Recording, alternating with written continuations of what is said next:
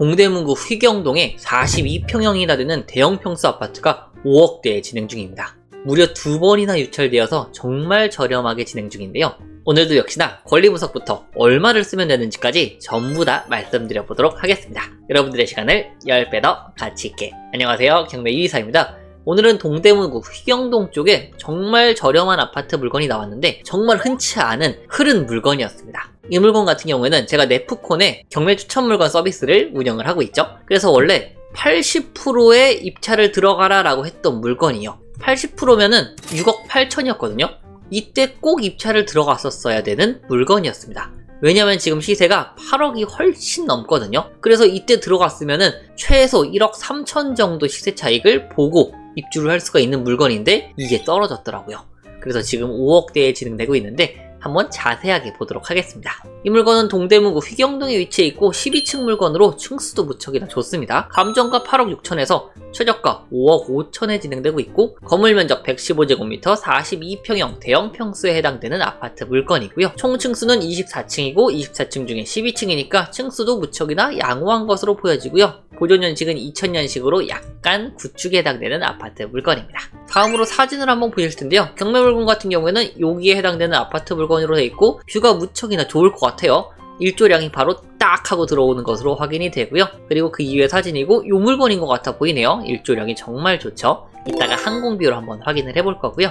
그리고 경매 물건 사진이고 현관문을 보시면은 여기 보시면 밑에 우유 뚜껑이 있는 것으로 보아서 현관문 교체는 안 된 것으로 보여지고 도어락은 한번 교체가 된 것으로 보입니다. 그리고 그 이외의 사진들이고 여기 보면은 2000년식이라 그런지 옛날에 구샤시 흰색 샤시는 되어 있다라고 말씀을 드릴 수가 있겠고 저 옛날 철 알루미늄 샤시는 아닌 것으로 보여지고요. 그리고 그 이외의 사진들이고 별다른 특징은 없는 것으로 보여지고요. 여기 중간에 있는 아파트 물건이고 방이 4개 그리고 화장실이 2개로 확인이 되는데 이 부분은 한 번 더 확인할 필요가 있겠고요. 발코니 같은 경우에는 따로 확장이 안 된 것으로 보입니다. 그리고 보면은 여기가 동서, 여기가 남향이기 때문에 남서향이겠구나 라고 확인이 되고요. 이따가 지도에서도 한번 다시 확인해 보도록 할게요. 자, 그럼 바로 권리 분석 안전한지부터 볼 텐데요. 이 물건 2번이나 떨어졌으면은 권리 분석이 뭔가 이상이 있는 거 아니야? 라고 생각하실 수가 있을 텐데 안전한 물건입니다. 하나씩 보면은 전세권이 있네요. 선순위 전세권 같은 경우에는 낙찰자가 인수를 할 수도 있고요. 낙찰자가 인수를 안 할 수도 있습니다. 위험할 수도 있어요. 전세권 같은 경우에는. 그래서 유찰됐을 수도 있겠구나 라고 말씀드릴 수가 있겠고 전세권자가 선순위일 때 전세권자가 직접 배당 요구를 신청을 하거나 혹은 직접 임의 경매를 신청하는 경우에는 안전한 전세권이 됩니다. 그래서 보면 전세권자가 신용보증기금이 임의 경매를 신청했고요. 그렇기 때문에 이 전세권은 말소 기준 권리가 되는 겁니다. 여기도 이렇게 써있는 것으로 보여지고요. 그 이외에 가압류, 압류, 똑같은 가압류, 그리고 임의경매, 강제경매 전부 다 말소가 된다라고 말씀드리고 말소 기준 권리는 4월 11일 전세권이 된다라고 말씀을 드릴 수가 있겠고 임차인을 보겠습니다. 임차인이 뭔가 엄청 많은데 일단 신용보증기금은 전세권자였고요. 그리고 여기 보면은 세 분이 있는데 전입일자가 언제죠? 22년, 23년, 24년입니다. 근데 말소 기준 권리가 언제죠? 22년 4월 11일이죠. 그렇기 때문에 이 물건 여기 4월 11일 똑같죠? 그럼 대항력은 언제일까요? 22년도 4월 12일 0시입니다. 시간도 중요합니다. 그렇기 때문에 경매 물건 말소 기준 권리 언제였죠? 11일이었죠? 그래서 이 물건 같은 경우에는 몇 시간 늦기 때문에 낙찰자 인수사항이 아니다 라고 말씀을 드리고 요거는 당연히 아닙니다. 그렇기 때문에 이 물건은 뭔가 복잡해 보이지만 실제로는 인수할 권리가 없는 안전한 물건이다 라고 말씀을 드릴 수가 있겠습니다. 그리고 매각 물건 명차서를 보셔도 여기 최선순위 설정, 말소 기준 권리와 같은 말이거든요. 여기 전세권이 나와 있죠. 그래서 22년 4월 11일보다 전부 다 늦기 때문에 이 물건은 안전한 물건이다 라고 결론 내서 말씀드릴 수가 있겠고요. 다만 관리비 같은 경우에는 공개가 안 돼 있기 때문에 이 부분은 반드시 관리사무실에 체크하실 필요가 있겠고 저는 일단 영원을 기준으로 한번 말씀드려 보도록 하겠습니다. 일단 경매 물건의 위치부터 보겠습니다. 여기 장안동이고 위쪽이 휘경동인데 휘경동 중에서도 가장 끝쪽에 있는 아파트 물건입니다. 다만 단독 아파트는 아니에요. 세대수가 약간 있는 아파트 물건이고 쭉 축소를 해가지고 휘경동을 보시면은 휘경동 같은 경우는 이쪽과 이쪽이 유리한 위치에 있는 물건이고 이쪽은 약간 외져 있긴 합니다. 다만 이쪽으로 학군이 무척이나 잘 형성되어 있다라고 말씀을 드리고 걸어갈 수는 있을 것으로 보입니다. 자, 그럼 입지를 한번 보시면은 학군을 계속 이어서 볼까요? 경매물건 같은 경우에는 101동으로 여기 가장 끝에 쪽에 위치한 물건이었고요. 이쪽 기준으로 학군까지 얼마나 걸리는지 보면 직선거리로 600m, 중학교가 600m 되고요. 여기까지는 약간 거리가 있습니다. 직선거리로 700m이기 때문에 한 1km 조금 안 되지 않을까라는 생각이 있고, 고등학교 정도면은 걸어갈 수는 있을 것 같아 보여요. 그래서 이쪽에 고등학교, 여기 초등학교, 여기 공고가 있고요. 그리고 여기 중학교, 그리고 이쪽도 여자고등학교가 위치하고 있고, 아래쪽으로도 중학교가 위치를 하고 있습니다. 그래서 학구는 초, 중, 고가 전부 다 위치한 물건이다 라고 말씀을 드릴 수가 있겠고요. 그리고 바로 옆쪽으로는 중랑천이 흐르고 있습니다. 제가 저번 시간에 말씀드렸듯이 실제 거주하실 분들은 이런 부분도 무척이나 큰 장점이 있다라고 말씀을 드릴 수가 있겠고,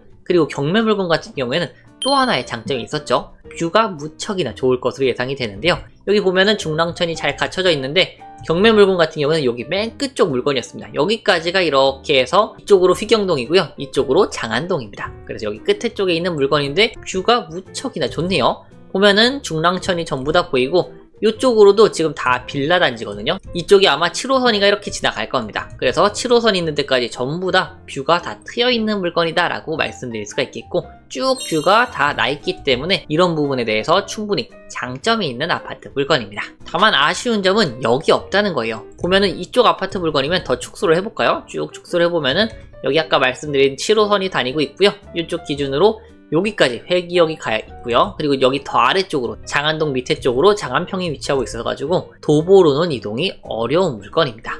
무조건 자차 혹은 버스를 이동해야지만 갈 수가 있는 물건이다 라고 말씀드릴 수가 있기 때문에 교통 접근성은 약간 불편한 편이에요. 자, 다음은 이제 단지 정보를 보려고 하는데요. 경매물건 같은 경우에는 총 3개 동으로 이뤄진 370세대 정도에 되는 아파트 물건이다 라고 말씀드리고, 주차 대수는 세대당 1.17대로 어느 정도는 될 수 있지만 약간 부족할 것으로는 예상이 됩니다. 그리고 경매물건은 가장 큰 평수였죠. 여기에 해당되는 물건이고, 아까 봤듯이 방 4개, 화장실 2개, 계단식 물건으로 확인이 되고요. 다른 물건 같은 경우에도 전부 다 계단식, 요거 84제곱미터는 복도식 물건으로 확인이 되네요. 자, 그럼 이제 본격적으로 시세를 한번 보려고 하는데요. 이 물건은 세대수에 비해서 조금 거래가 안 되고 있는데 이것도 조금 특이합니다. 일단 경매 물건에 해당되는 타입 같은 경우에는 거래가 뚝 끊겨 있다가 단 한 번도 거래가 안 됐어요.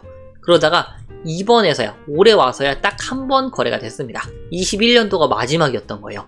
거래가 4년 동안 안 됐습니다. 그러면 어떻겠어요? 건물분 부가세 10%를 내고 투자를 한다고 해도 꺼려질 수가 있겠죠. 단기 투자 4년 동안 묶이면 어떡해요? 안 될 수가 있기 때문에 입찰자가 더 적었을 것으로 보여지고, 실거주자분 같은 경우에는 그 당시에 입찰을 할 분이 없었나 봅니다. 그래서 보면은 25년도 2월 달에 10층이 8억 1,500에 거래가 된 적이 있었고요. 일단 8억은 넘어가는 것으로 확인이 되고, 21년도에는 8억 9천, 8억 2천 정도의 거래가 됐네요. 그럼 이거는 거래 사례가 명확하지가 않죠? 그래서 조금 더 작은 물건 보면은 거래 사례가 전혀 없습니다. 이것도 좀 특이해요. 전혀 없거든요, 거래 사례가. 세대수가 얼마나 적은가 해서 봤더니 100세대로 어느 정도 있는 세대입니다. 그런데도 불구하고 거래가 하나도 이루어지고 있지 않다는 소리예요. 그럼 이제 더 작은 거 보겠습니다. 더 작은 거 같은 경우에는 여기 거래가 조금 끊겼다가 시세가 다시 쭉 상승하는 흐름을 보이고 있죠. 그래서 거래 사례를 한번 보시면은 이거 지금 60제곱미터입니다. 60제곱미터. 이게 7월, 6월, 5월, 4월, 3월 거래가 정말 잘 되고 있고요. 이거 같은 경우는 6억대, 5억대, 5억 후반에서 6억 초반 정도, 현재는 6억 초반 정도까지 올라온 것으로 확인이 되고, 1층 같은 경우에는 5억 6천 있고요. 고층 같은 경우에는 6억 있는 것으로 확인이 됩니다. 그래서 시세는 한 6억 왔다 갔다 하는 것 같은데, 경매 물건 같은 경우에는 요거의 거의 2배입니다. 이거 지금 59제곱미터죠? 경매 물건은 115제곱미터입니다. 거의 2배죠? 그럼 이거 6억이니까 곱하기 2에서 12억인가? 라고 생각하시면 절대 안 됩니다. 원래라면은 이게 아파트 단지마다 정말로 다른데, 이게 평당가로 제가 역산해가지고 다시 계산하는 거 보여드렸죠? 그게 통하는 물건이 있고 안 통하는 물건이 있어요. 보면 이 물건 같은 경우에는 역산을 한다고 치면은 2배잖아요? 그러면은 11억 정도는 돼야 되는데 절대 11억 시세가 안 나옵니다. 지금 아까 봤죠? 8억밖에 안 되는 거. 근데 또 재밌는 거는 경매 물건보다 조금 작은 거 84제곱미터 국민평수 아파트는 또 7억대예요. 7억대. 저층 제외하고 7억 5천입니다. 그래서 59가 6억이고 84가 7억이고 114가 8억인 조금 기형적인 가격 구조를 띠고 있어요. 그렇기 때문에 이런 건 조금 특이한 부분이기 때문에 중개사분들에게 한번 확인해 볼 필요가 있다라고 말씀을 드리고요. 그럼에도 불구하고 제가 추천 물건으로 갖고 온 이유는 경매 물건이 5억대까지 떨어졌기 때문입니다. 지금 거래가 되는 6억보다 아무리 거래가 안 된다고 해도 싸게 거래가 될까요? 절대 그렇진 않습니다.